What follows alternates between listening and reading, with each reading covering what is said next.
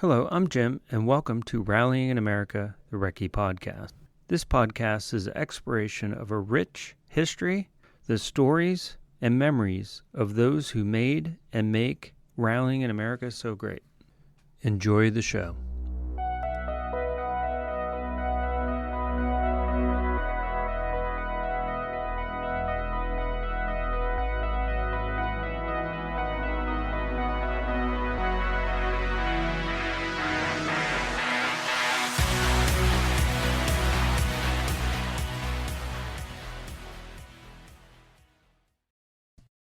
On this episode, I welcome Nate Usher, the brains behind sneakattackrally.com and the Rally Combiner thing.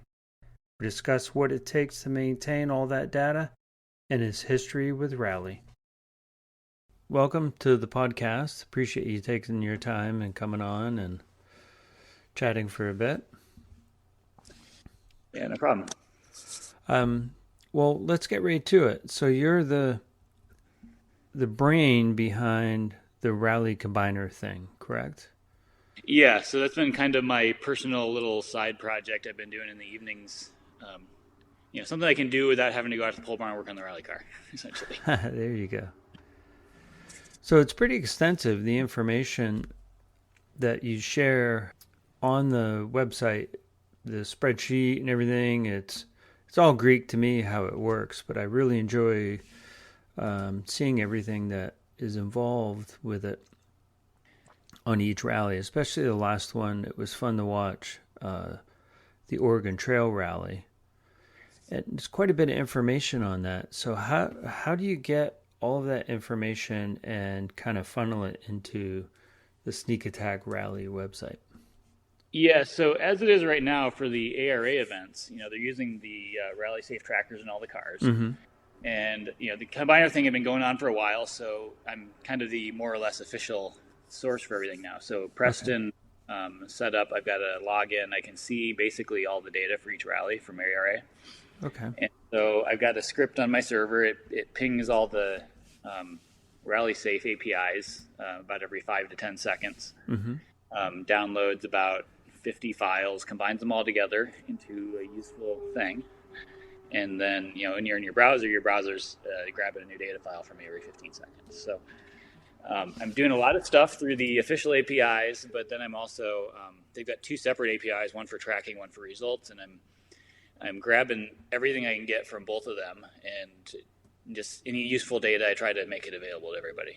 Okay, great.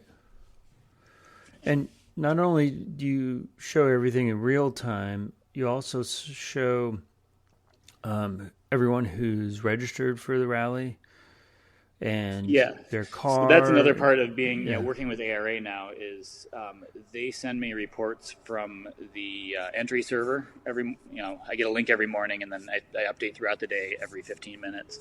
And so I'm combining all the things from their different web forms they have when people sign up for things. And so then I build the entry list off of that. And I'm also doing some side stuff for ARA that you guys aren't, it's not visible to you guys. Okay. But for the registrars and the tech people and whatnot. And so that's, coming straight from working directly with ARA for that. Okay, great. That's very cool. And how long have you been doing this? So I started doing this, you could say I kind of started back in like 2017 or so. It wasn't really a website at that time. Mm-hmm. But at the time, I don't like to wait for stuff to become available. So at the time, I was racing a lot. I would like to look at my speed factor every event, but it was getting done manually maybe a month or two later. And so I was doing the calculations myself in a spreadsheet. And then, I was talking with Hooper at some rallies, and he kept asking me for them. And so then when we kind of transitioned more towards ARA and Rally Safe, or Rally America went away, I was like, well, I'm doing all this stuff for Hooper. I know where the data is coming from. Maybe I just make it a website, and then I don't have to do these manual calculations and send files out to people who are interested. I'll just put it up on a website. And that kind of went along with, at work, I'm doing mostly embedded code. Mm-hmm. Nobody ever gets to see it. So I was like, I want to kind of do something that people can see as well. So I was like, I'll learn JavaScript, and I'll try to do like a modern website and see what I can do. And that's kind of how it started. I was just grabbing event results, and then I was basically doing like the speed factor calculation. At that time, it's kind of approximate because they were doing some hand calculations, and it wasn't until like a year later when I worked with them to tweak the calculation process a little bit so that I could just do it automatically in real time. And then that kind of became the official one. And then I had my unofficial one that's kind of used as a backup right now. So your official speed factor is calculated only from national events you do. But there's a lot of regional guys who never do a national, or you have some Canadian guys come in. So I've got the alternative speed factor, which is it tries to scale off of non-ARA national events to approximately guess where you'd be in line at a national event. Right. So how many events do you think you handle every year? So at the moment, I've also been importing NASA events, which is not really, it basically gives people another way to look at it. I'm not really doing much directly with them. Okay. And then cars events, I'm also importing those. And for cars events, I'm adding real-time tracking because they use RallySafe, which they don't have on their own official website. So I'm adding some actual, new stuff for them. In all, we're looking at about, I think, 60 events or so in a year. Oh, very including nice. area rally sprints and things, 50 to 60, I think. Right. So if you go to the Sneak Attack Rally schedule, you can see all the 2025 U.S. and Canadian rallies. And you have this great map, actually. Yeah, and then one of the cool things there is you type in your location and it'll tell you, approximate time to tow to each event. So that's something that people were requesting for a few years, and I finally got that working a couple of years back. Okay, excellent. How did you get into rally? So for me, it started I didn't really get into it till later, but I first became aware of it in like high school. So we had the Colin McRae rally game with the Ford Focus. Oh, yeah. When I was in high school, along with that, I started seeing WRC events on Speed Vision, and I just thought that was like a cool thing I wanted to do. Yeah. But it wasn't really until I graduated college that I started doing things, and that's when I found out that there were the SECA rally sprints or rally cross locally. And at the time, I just bought a Subaru, so I started going to those, and basically started going to every event. And then I bought my first rally car end of 2010. Okay. And my first rally was Snowdrift 2011. Oh, wow. Okay. Yeah. And then I did about 5 years or so where I was just doing like 3 events or so a year. And then about 2015, 2016 timeframe, I started doing more. And so I had about 4 years where I was doing like 6 to 8 events in a year. And then, after 2019, we had kids, and now we're doing a lot less. So Right. With the kids situation, it's like I can do summer snowdrift rally. That's the easy one to make work logistically with kids, but it's been canceled the last couple of years. So, right. So yeah, that's understandable. So, going way back, how did you get into motorsports? Did you grow up in a family that were? No, it was really nothing motorsports in our family. It was really like I like to race. So, in high school I ran track. I did cross country. Went to college at MSU and did track and cross country there, and then I made it to Olympic trials in the marathon after I graduated college. Oh, okay. But then since then it's been long-term injuries. I haven't been as serious about it since then. So what was your first car? My first car was a 1979 Trans Am. Oh, nice. The 403 Oldsmobile motor in it. Yeah. So I got that senior year of high school, and it was a lot of fun. Yeah. And you still have it? Yeah, from there I kind of transitioned to lighter stuff, so Miatas and then Subarus as I got more into rally. Did you keep the Trans Am, or is that long gone? I end up selling it towards the end of college. I kind of have a personal rule that if I don't drive a car for a month at a time and I don't have a specific reason to have it, it's time for it to go. So, okay. That's good. So you're not a car hoarder like some people I know. I try not to be. I have a whole heck of a lot of Subaru parts in my pole barn, and I haven't been racing, but I still have the goal that I do want to get back into stage rally as soon as I can. So, okay, yeah. May I ask how old your kids are? So Max is 4 and Carson's 3. So okay, So you A got lot of the listeners may have met them at Southern Ohio or at oh, Senior. okay. We tried to come out still and spectate.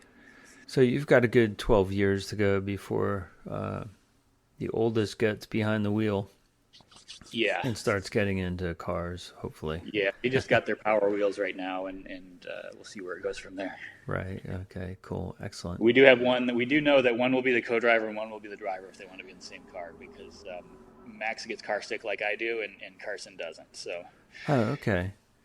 So I was a couple weeks ago. I was talking to Stefan Trykov, who's a co-driver from Canada, and he gets very car sick as well. And it's not Dramamine, but it's like a prescription version of Dramamine that he takes to prevent the car sickness while he co-drives. So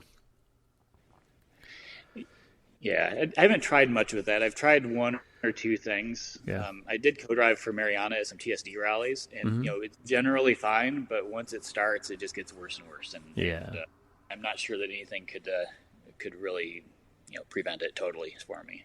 Right. Okay. Cool. So back to the rally combiner thing, the sneak attack rally. You do this all on your own, right? Without you don't have any sponsors on the website. You don't, Right. So this, the website really started off. It's mostly for what I wanted to see at rallies, and so one thing is I really hate when you got a page you're trying to load it and you're waiting for ads to load before you can see what you're looking at. So right. there was a time when I was thinking maybe I'd try to find like one sponsor to replace the picture of my car at the top with a single banner ad, but I've kind of since I'm working with the ARA, I'm getting some money from that, and I put the donation link up. Like all my costs are covered, and I'm basically just doing it for fun. Right. Okay. And so the plan is probably I'm not going to try to do any official sponsors. If people like it, they want to throw some money that way to cover expenses. That's great. Right. And then ARA is paying for some of my time for the things I do specifically for them, and then everything else is just kind of for my enjoyment. If people make requests, it seems like it'd be fun to implement it. I'll do it. Right. So you do anything else like this on the side that's web related or with the spreadsheets? No, so my main job is more closer to the hardware. So I do like circuit board design, firmware, embedded software. Oh wow, okay. I got into some HMI stuff at work. So, but this website stuff, aside from occasionally I'll do like a web page at work for some simple task that'll make things easier for people. Other than that, I don't do anything. Oh, okay. So this is a passion project. Yeah, it's kind of something I can do that it's kind of enjoyable, but I can kind of just do it in the evening, without having to make a deal out of getting the kids to do something with me, or I got to walk out of the pole barn through the snow or something like that, right? Right. So it's pretty good. It's with the ARA agreement you have, it's a hobby that pays you, which is kind of nice, right? Yeah. In a sense, kind of takes some of the... I know with my wife and with my hobbies, it's always, how much are you spending on this? Yeah. And I laugh because, you see these memes or whatever that say, the average person spends $247.32 every year on their hobbies. And I have to laugh because I don't know who they're interviewing. Yeah. And getting those stats from. So we'll be right back. Power up your ride. Daily driver, bike, or track beast with Melee Design Firm. Since 2018, Melee has been the go-to source for high-performance battery mounts and power solutions trusted by enthusiasts and professionals alike. Whether you're carving corners on the weekend, commuting to work, or chasing podiums, they have the gear to keep you powered and ready. Their lightweight universal battery mounts are engineered for performance, crafted with precision, and designed to handle whatever you throw their way. They don't just make and sell parts. They build confidence under the hood.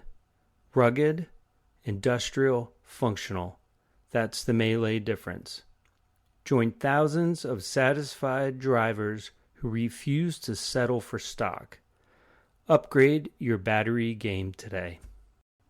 Now back to the show. Watching Olympus and just Oregon Trail last weekend, it was a lot of fun to watch the live feeds and then, watch their speeds and things like that, especially when they're coming through the Shadowbuck stage, how fast they're hitting the water. And it was really fun to kind of keep an eye on the two with the combiner and then the live feed. Yeah, It's really nice. for me, Oregon Trail this year, the interesting thing was the regional. So the top three in the regional were all Imprezas with a specific Subaru engine swap, the 3.0R motor, which is interesting for me because I had that idea a long time ago. And so around like 2014, 2015, I was looking at that and I was like, I should do that. And so I eventually, when I was racing, I'd basically do one big car upgrade per year. So eventually in 2018, I was like, okay, I'm going to do that swap. And so I put that in the car, and I've been helping other people with the swap since then, probably 5 or 6 guys I've either given wiring diagrams to or tune files or something. So It's interesting now that, like, Oregon Trail is a fast rally, so it should be a really good at that event. But it was kind of fun seeing that there's 3 of those cars with that swap there, and they took the top 3 spots at the event. Right. And it was pretty amazing that both Oregon and Olympus had over 80 entries. Yeah. I think Southern Ohio is up to, I think, according to your website, maybe 57, I think. Yeah, I mean, they just opened entry for that a little bit ago, so it'll probably come up a little bit more, but that's probably more or less what they'll end up happening, yeah. Right. Yeah, it's very cool.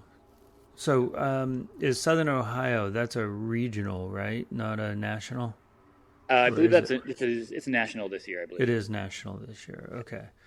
The reason I ask is I'm just looking at the entry list, and I see Connor Martell and Alex Gelsomino, but I don't see Semenuk or Pastrana on there yet. Yeah, they always wait a long time to sign up. So they tend to sign up just before regular entry closes. Unless it's a low entry count, then they might wait even longer than that to sign up for whatever reason. I'm not sure what the logic is behind that, but they always do that. Okay, got it. So you think they'd sign up a little earlier just to kind of help promote it and drive some traffic, but who knows? Yeah. I don't know. Yeah, I mean, it's all been the like that the whole time I've been intricacies. rallying, and I don't know. They must have some reason. Maybe it's some accounting reason or something. They want to get the money spent in the right month or something like that. I'm not sure. So, yeah, it'd be a lot of fun. Yeah.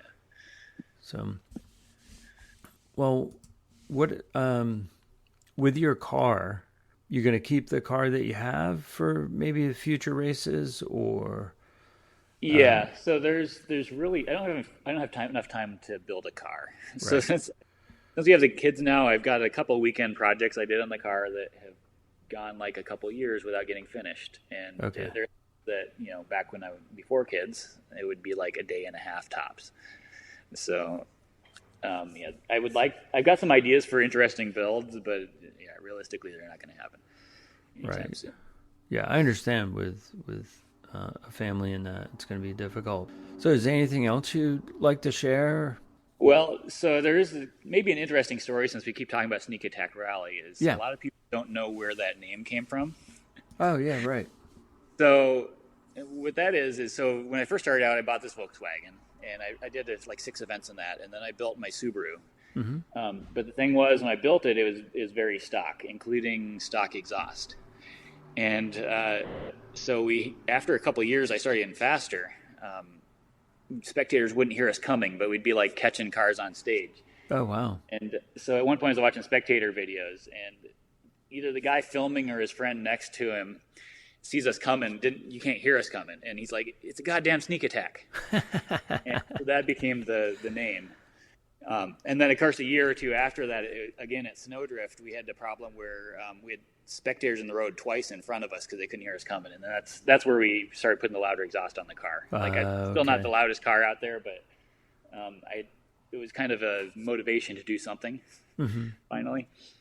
So And that's the name of your actual rally team, right? Is Sneak Attack Rally. So Yeah, it's the name of the team, but I mean, really, the team is mostly me and then Mariana co-drives, and we don't usually have, we're not a big team. We don't crew or anything typically, right, and so okay, drive out there, park the truck in service, hopefully hit registration, tech, go do recce, and then we do the rally.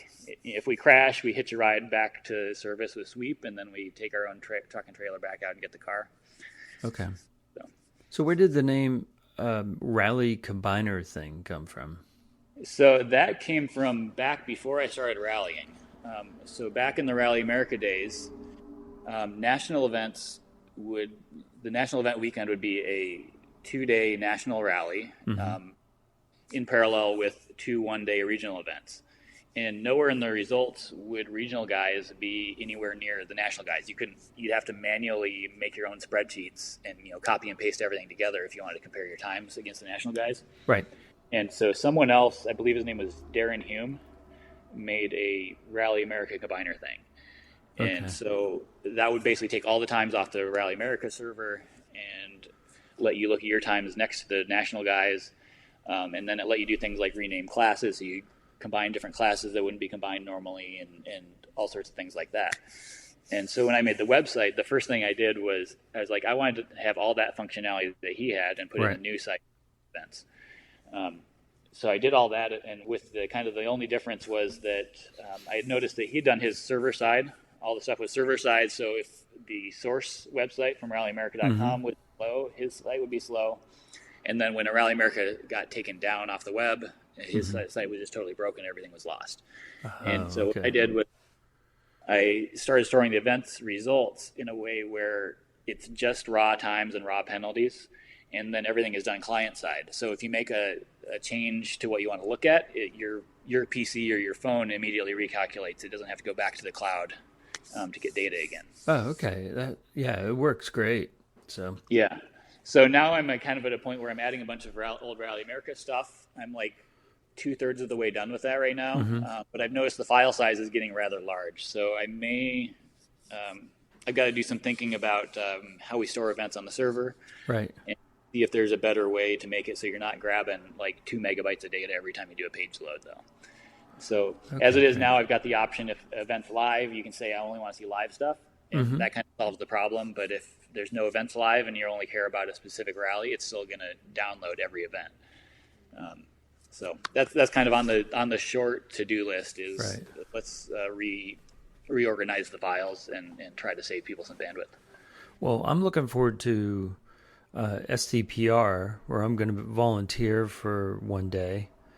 It'll be my first volunteering for a rally, and I can't wait to have the rally combiner thing on my phone so I can kind of see how fast people go by, and it'll be a lot of fun. So it's kind of a do you find it to be like a thankless job, kind of, and everybody just I'd say I get a lot of thanks from most people. I mean, there's a lot of people, if I go to rally in person, like everybody I know is like, oh yeah, this is great. And then the people I don't know are maybe talking about it, but if I don't get thanks from them because they don't know what I look like. Right.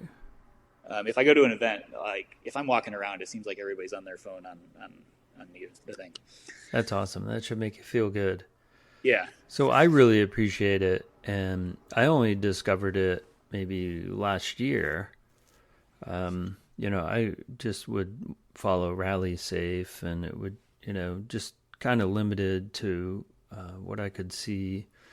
And I'm like, oh, okay, this is the running order. And then I joined the North American Rally group on Facebook, and that's where I got people started talking about, oh, don't forget, Sneak Attack and Rally Combiner thing, and go check it out. So I was like, oh, this is fantastic. So yeah, and I'll give you a tip since you're kind of new to it. If you're at a rally and you maybe don't have good cell signal. So what I like to do is there's a print view checkbox at the top of it, just under the picture. If you check that, you can see the data timestamp, and that way, if you're out in the woods and you're not sure if the stuff is updating on time, you can hit that. And it'll tell you the timestamp of the live file you're looking at, and you can tell if it's updating. And if it isn't updated, you manually refresh your browser, and it might get it unstuck that way. Oh, okay. That's a great tip. And if you manually refresh your browser, the timestamp doesn't change, then I've got a bug I've got to fix. And Okay, that's gotcha. people text me, which usually happens fairly quick. If it's not within a couple minutes, usually I'm watching more or less the whole weekend if I can, and I try to fix things as they come up before people notice. But Yeah. if it goes 5 minutes with no update, I appreciate a text or even an email I might see in time to get it done, get it fixed quick. Okay, awesome. Well, I really appreciate all the work that you've done to create this and take some of the existing data and so on and share it with everyone. It's been fantastic. So really appreciate it. Yeah, no problem.